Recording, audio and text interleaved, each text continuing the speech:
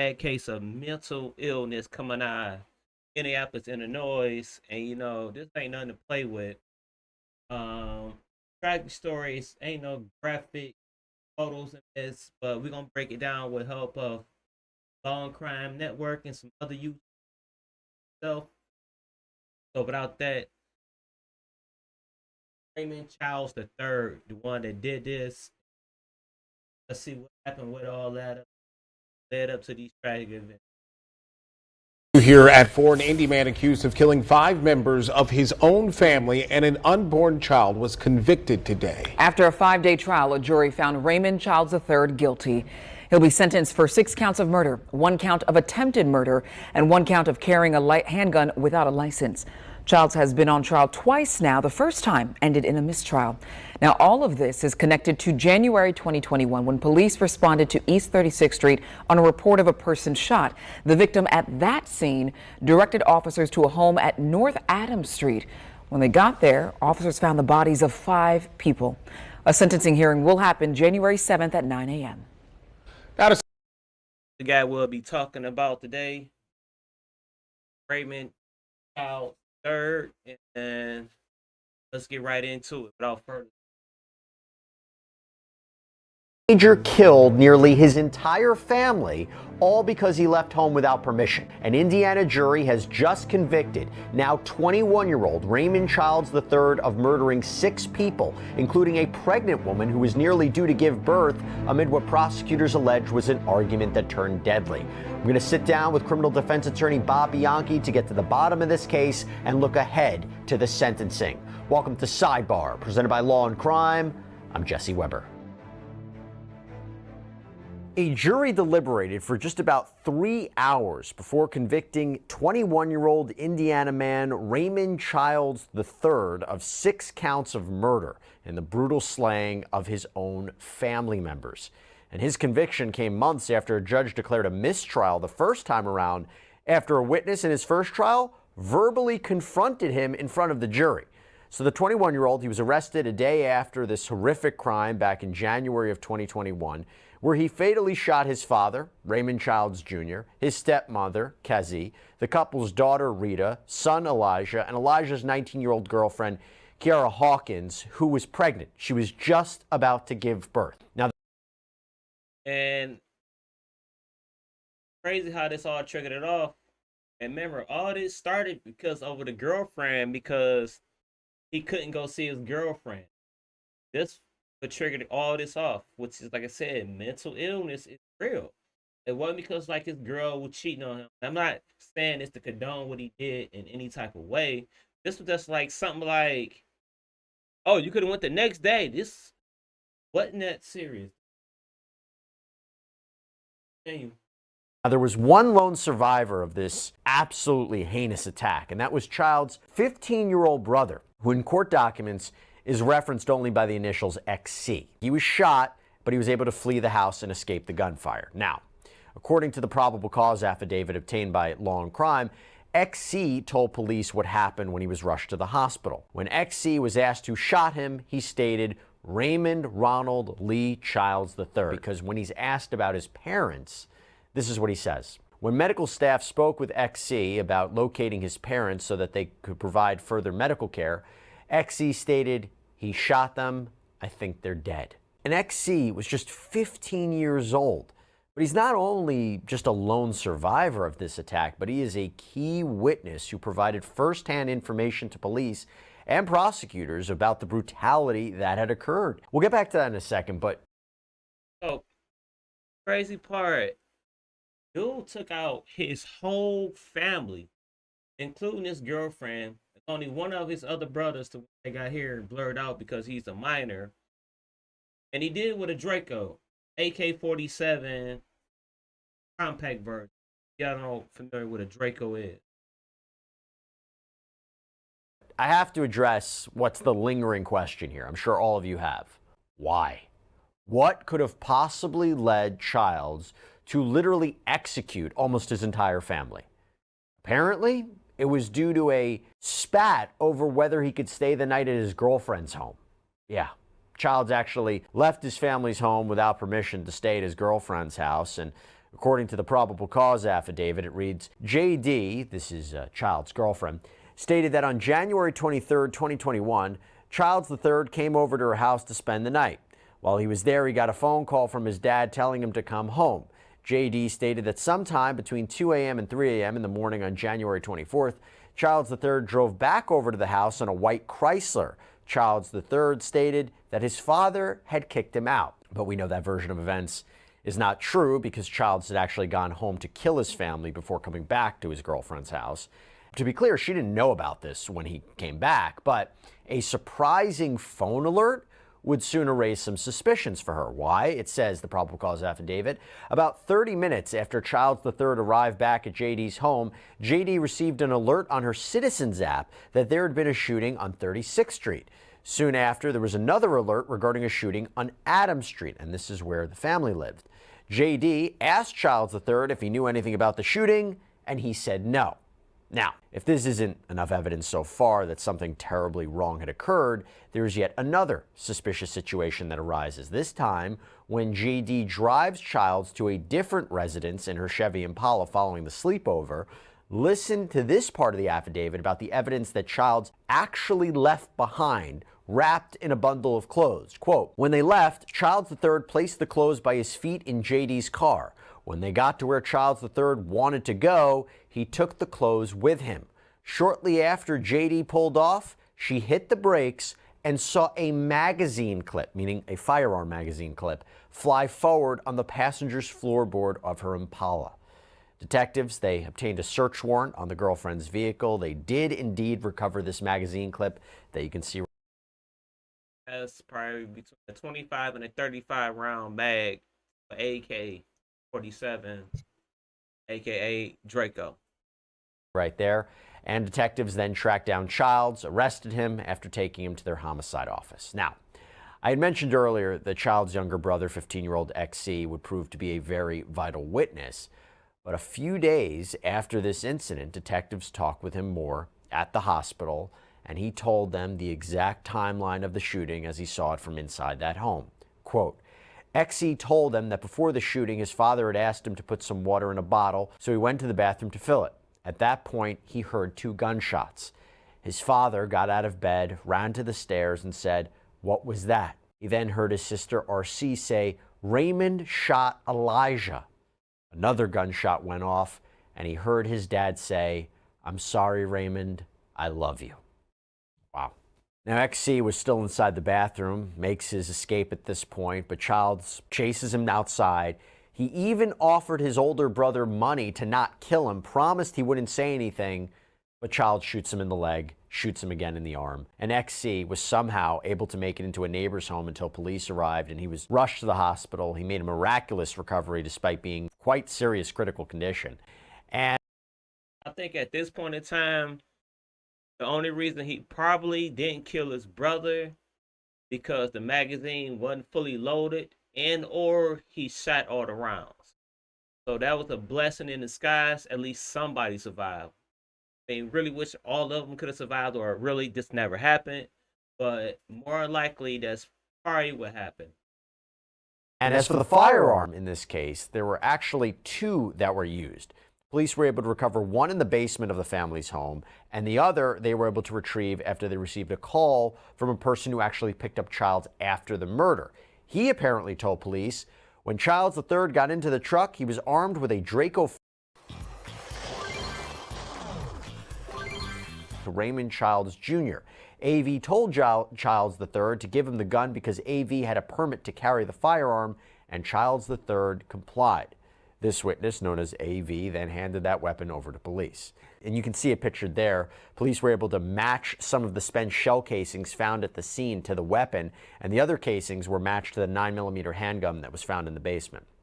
So with all that in mind, now we have a guilty verdict. I want to bring in a special guest to break all of this down. Criminal defense attorney, former prosecutor, friend of the show, Bob Bianchi. Bob, thank you so much for coming. Now, at this point, about to really get into the rundown, like almost detailed, step by step, what led up to the tragic event. Impressions and thoughts on a case like this. Hey, Jesse, thanks for having me on. Love the show, love the format, and of course, always love working with you. I think that when you get to be my age and you've been doing homicide work as a trial lawyer, both as an assistant prosecutor when I first started my career, now advancing some decades later and having done it on the defense side, the thing when I was reading this that struck me was the senselessness with the murder cases that we see today. And this one is probably about as senseless a murder case than I've ever either handled or reviewed. And what I mean by that is when I was in the homicide squad when I first started out, we would kind of like case compare and we would say, oh, this case is really crazy, or this one's got some, something interesting element to it. I know that sounds kind of macabre, but this is what you do when you're handling murder after murder after murder. But the thing was back then, what strikes me now is that there was always something where the motive made sense. You may not agree with it, but whether it was money or drugs or gang violence or infidelity, you could put your arms around the reason why the person did the thing that they did, despite how horrific. I handled one where they poured gasoline on a pregnant woman and lit her on fire. So the murder itself is horrible, but you understood the underpinnings of it. Today, when you see something like this, it just seems to me that there's a massive desensitization of individuals. There's no bar in terms of the conduct, and to me, it's almost like an automaticity. It's like I'm angry and I'm going to lash out in as big a way as I can. And now I think it's actually reflective of a social decay, a breakdown in the mores, if you will, of society, mental health issues that aren't being addressed. Because it's very difficult for me as a seasoned homicide prosecutor and defense lawyer to look at the calmness of this conduct. One of the things we look at as a homicide prosecutor, because we're worried about mental health defenses coming in, like passion provocation or something that minimizes it for murder and lowers it, maybe an insanity defense, is we look at goal-oriented behavior. And that's what psychologists will look at. What was occurring just before, obviously during, and after, to see whether or not the person was acting with purpose. Like I said, when it comes down to it, even the experts, like this dude had some underlying mental illness, because of course, they drug test him, that stuff. So that wasn't the case. He ain't have a history of drug use. So what the hell? What the fuck, dude? With intention. And you see that throughout all this. There's purpose and there's intention, but the gravity and the response to the stimuli, if you will, that is his father telling Ken sleep with his girlfriend, created the unfathomable. So that was my initial impression. Sorry for the long thing, but you read something like this, and my big thing was, as a defense lawyer, I got to get this guy over to a psychologist as quickly as possible to see if I can establish a psychiatric defense. What struck me is these appeals to his emotion. His father saying, Raymond, I love you. His younger brother saying, please don't shoot me, don't kill me. I won't say anything. And he just continued through. It's such a chilling thing to think about anybody doing this to another human being, but doing this to your own family members, no mercy whatsoever. That's what really, is so chilling and sticks with me. I did want you to put on your prosecutor's hat for a second, because we talked about some of the evidence. What did you think were some of the strongest? Oh, well, I guess I can answer that by looking at it as a defense lawyer. Like, as a prosecutor, what I say to myself is, and it's kind of like backwards, like, what is the defense going to do?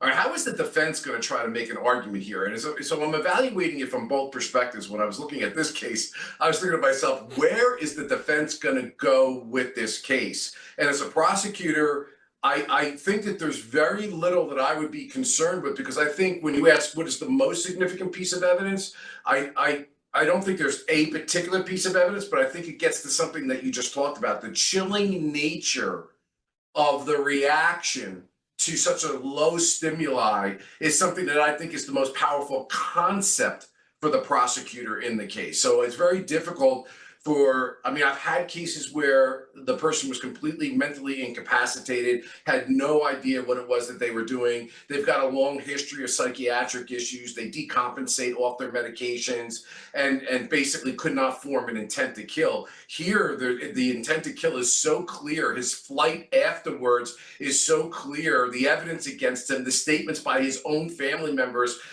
begging for the, the money not to, to kill him, the statements made by the father, the girlfriend, and the evidence. The case was very, very solid. It's one of those where the defense attorney, I think, looks at it and says, listen, this is the one I brought to the dance. I got to do my best to see if the government can prove its case beyond a reasonable doubt, but I don't think the defense was under any illusion other than that this was going to be a conviction and a life sentence for this this individual. So the defense was, my understanding, faulty investigation. There was a misidentification, and that, well, if you have two guns, there were two shooters. There was something more nefarious. And I guess also the defense, I don't know this for sure, but I wonder if they also played up the fact, ladies and gentlemen of the jury, can you really believe a teenager, because he was a teenager at the time, would have gunned down his entire family in this fashion? Or does it make sense that this was, two different people that did it? So the faulty investigation, misidentification, two shooters. The jury didn't buy it, though. Yeah, they didn't buy it. They came back with a verdict in 3 hours. So, I mean, they didn't buy it quickly. But listen, I mean, this is an argument that a defense. Yeah, it's crazy, too. The jury deliberated in 3 hours and came back with unanimous guilty verdict. But once again, this story has been in the news prior, and he already went to trial before, and it was a mistrial. So you could have said it was some bias in the jury, but they already knew what the case was, and it wasn't like he was trying to plead not guilty, like take or a sanity plea. Well, he probably could have did a sanity plea, but the guy just said, "Nah, dude." But he probably had some mental illness, so it was like something to think. Attorney can make. I'm a big fan of defense lawyers making arguments about an investigation that was not complete. I think that this is a big problem in our country. I see it all the time, and as a former prosecutor, in fact, I'm dealing with it right now, some of the failure to properly investigate and not dot I's and cross T's. Jesse, listen, I've been at the scene. I've been there when the call comes in fresh from 911 that there's been a homicide. And I have watched people literally jump to conclusions in a heartbeat before they've gotten all of the evidence. And it's when you have this confirmation bias that starts to set in and they start getting sloppy with the investigation that things get missed. And there are many times, Jesse, that when I was in the power and I had the authority as the head prosecutor to reverse things, stop things, or do it, I would tell people to slow down. There were cases that we had where people jumped to the conclusion it was a medical event and a suicide, but yet it turned out to be a murder. And there have been times where they thought that there are many people that had no idea how close they came to having handcuffs put on them because investigators jumped to conclusions that there was a challenge for the prosecution here because this was the second trial. The first one ended in a mistrial because a prosecution witness confronted Childs on the stand. In fact, one jury member even said they can't remain impartial after what had happened, so a judge had to declare a mistrial. That's nothing that a prosecutor never wants to hear that. And it feels like there's a lot of pressure for the second time around, no? Oh, absolutely. I mean, you never, as a prosecutor, want to try the same case twice. It's like that proverb that they say, a person who and as more transcripts get created, and as more times witnesses are exposing themselves to cross-examination, or just the sheer nature of having to resubpoena a case and redo a case always inures to the detriment of the prosecutor. So I was always a fan of saying, I think that you may know this from coverage that we've done together on certain trials, is that I lament these prosecutors who are sloppy. That's not what we're talking about here, but in any event, cause a reversal of the case and it has to be retried again because it never gets better for the prosecution on the second round. So when you have a witness that does something that occurred here, which caused the mistrial, or I've seen in my cases juror misconduct, and you got to try it again, you take a big sigh. I mean, you go into the game, but you don't like it. You're scarred when that happens. I want to ask you about sentencing. So he wasn't just convicted of murder, which I believe under that state law, each count can carry 40 to 65 years in prison. But he was also convicted of attempted murder, so that's, I believe, 20 to 40 years in prison, and then a misdemeanor charge for carrying a gun without a license. Will this 21-year-old ever step out of prison again? Well, Jesse, that's a big question, too. A very good one. I don't think so. But I am watching more and more as time goes by and disagree with the idea that we have, based on quote unquote science, indicated that people under the age of 26's brains are not formed properly, and therefore we should give them a break on sentencing. And these arguments have been successful in many places. But I think the gravity of this particular offense. Wow, this right here is insane. Imagine that he did, but you get sentenced on one, again, you get life without no chance of parole. So basically, he like the sixth person dead. It's over with, dog. Not gonna experience nothing good in life. The fears you had, you was just about to have your first child. You never had your first house yet. You know, there's so many different life journeys he didn't missed out on. Wow. And the number of victims screams out for an individual that serves at least the longest aspect that that state allows with respect to parole and eligibility. But you can be assured at some point in time, lawyers are going to be arguing that his youth, his inability to form mature thoughts or whatever, should warrant a less sentence than if this was somebody who were an adult that committed the same kind of conduct. But I think that the nature of this offense and the amount of victims is going to cause the judge to give the maximum sentence possible, and parole is likely, and listen, is likely to give him as much as they can. And look, a lot of this also depends with parole on how the family responds to this down the road. I'm going to presume, based on what I've read, that the family, especially of the pregnant woman. I mean, this is bad, about as bad as you get, right? That family is very active here, and they're gonna squawk, and a lot of times the squeaky wheel gets the grease when it comes to parole here. So I think, Yeah, I think they're gonna come in with like the family of the girlfriend come in with like the victim impact statement or something like that. They'll come read the numbers and um read the letter and speak in front of the judge at sentencing. And it's like, come on, like, dude, you done killed the unborn child plus your family members, and you think you should get out of jail over some petty reason? I mean, there's no reason on earth to go shoot that many people, you know. God, but yeah, oof. Lucky he was in Indiana. Because any other state, he would sure got the death penalty. No questions asked. that inures to the detriment of the defendant's early release. I was struggling with what the defense could say at sentencing, whether even the defendant makes a statement, what his attorneys would say, whether they call any, family members, or friends, or I don't know who, to provide some sort of recommendation to the judge about what sentencing should be, because I also wonder whether or not the judge would just sentence this man to consecutive sentences, one after the other for each one of the victims, as opposed to concurrent, all of them together. So again, just trying to preview what we might expect there.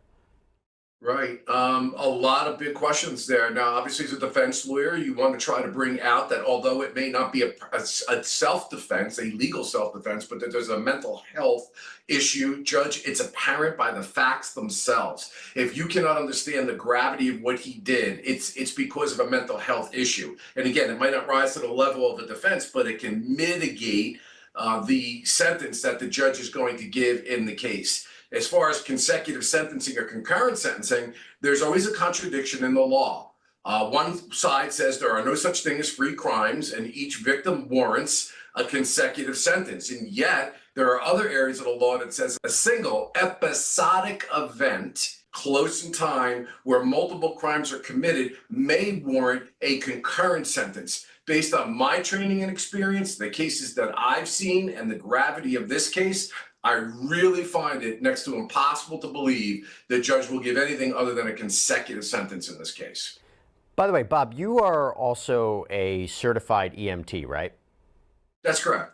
So what was this other aspect about the story that I think is just incredibly harrowing is when you talk about the surviving brother, in this case, XC, that he was shot in both his leg and his arm, yet he's able to get up, go to the neighbor's home, manages to stay alive long enough to make it to a hospital, becomes a key witness in this case. Talk to me about how is that even possible? History. I've come on the scene of catastrophic shootings and things of that in my capacity as an emergency medical technician, where there are injuries to an individual that defy how this person is alive. and you marvel at it. And yet I've seen some situations in which a minor thing causes somebody to die. You know, when we go out on the rig, we say this all the time, and the call comes in, you never really know until you get there what you're going to be looking at. And I look at it from the standpoint of the EMTs that had to respond to an event like this, because you have to understand there had to be a massive law enforcement response and a massive EMS response. And when that happens in a mass casualty incident like this, you're going to all these different people and doing the best to triage them. And if there's individuals that you think can be saved, sometimes you have to make really catastrophic decisions that will stick with you for your life, because you may leave somebody behind that's still alive, but you don't think that they're going to be saved by the time they get to the hospital, and choose the person who's most likely to be saved. I'm getting goosebumps talking about it. It's a situation we hate to be in. But in this particular case, from a legal point of view, we marvel at it, and prosecutors are thankful that that witness is there, because that witness is a key person to the case. And as an EMT, we look at it and say, wow, another guy who suffered a shooting and actually survived. And there's a lot more than you think. In the 30 years I've been doing EMS work, more people than you can imagine get involved in shootings and are saved now than there were a couple decades ago. That's a great thing. That's a great thing. I mean, honestly, it is just heartbreaking to think about what this, then 15-year-old had to go through, experience losing his whole family, having to survive that attack. His brother is the one who did it, and then have to testify about it. You can send the condolences out to the family, and let's take this as a reminder. If you live with anybody that might got some type of mental illness, or you suspect with something, the first step, you could talk to them. Like, really see where their mindset is at. A lot of times people know somebody's capable of something like this, and they just laugh it off like they ain't gonna do nothing, but they could low-key be a ticking time bomb. So like I said, I'm gonna leave a link to the description to the original video down at the bottom, so it'll be down and so go down in the description there. Feel free to leave a comment. The next time y'all see one of my videos, thank y'all for watching. Peace.